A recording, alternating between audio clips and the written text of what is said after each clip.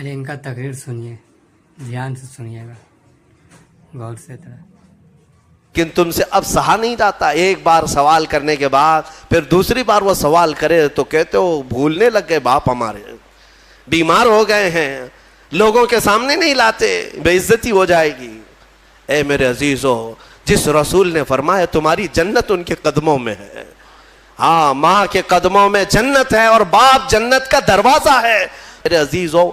اس کے بعد اسی پارے میں جلدی عرض کر دیتا ہوں، اللہ تبارک و تعالیٰ نے بہت ہی اہم باتیں بیان فرمائی۔ فرماتا ہے وَقَضَىٰ رَبُّكَ أَلَّا تَعْبُدُوا إِلَّا إِيَّاهُ وَبِالْوَالِدَيْنِ إِحْسَانًا۔ تمہارے رب نے یہ فیصلہ فرما دیا کہ اللہ کے سوا تم کسی کی عبادت نہیں کرو گے اور اپنے ماں باپ کے ساتھ اچھا سلوک کرو گے۔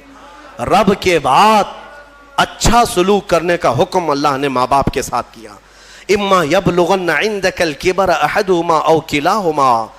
اگر ان دونوں ماں باپ میں سے کوئی ایک بڑھاپے کو پہنچا یا دونوں بوڑھے ہو گئے،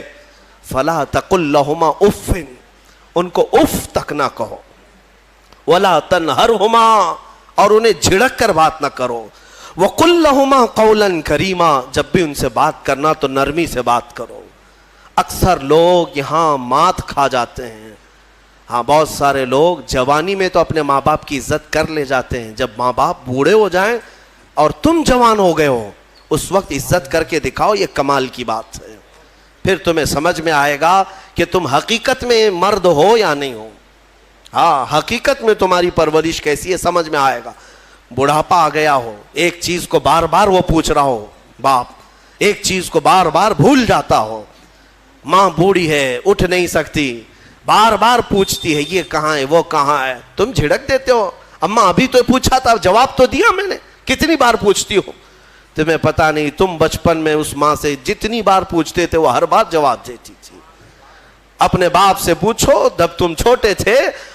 کسی چیز کو دیکھ کر بار بار پوچھتے تھے، باپ تمہیں بار بار بتاتا تھا، لیکن تم سے اب سہا نہیں جاتا، ایک بار سوال کرنے کے بعد پھر دوسری بار وہ سوال کرے تو کہتے ہو بھولنے لگ گئے باپ ہمارے، بیمار ہو گئے ہیں، لوگوں کے سامنے نہیں لاتے، بے عزتی ہو جائے گی۔ اے میرے عزیزو، جس رسول نے فرمایا تمہاری جنت ان کے قدموں میں ہے،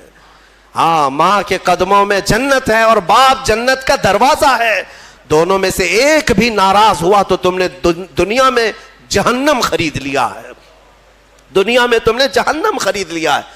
حتیٰ کہ تمہیں یہ بھی نہ معلوم، حضور پاک صلی اللہ علیہ وسلم نے فرمایا اگر ماں باپ میں کوئی مر بھی گئے، انتقال کر گئے، ان کے حقوق یہ ہیں کہ ہفتے میں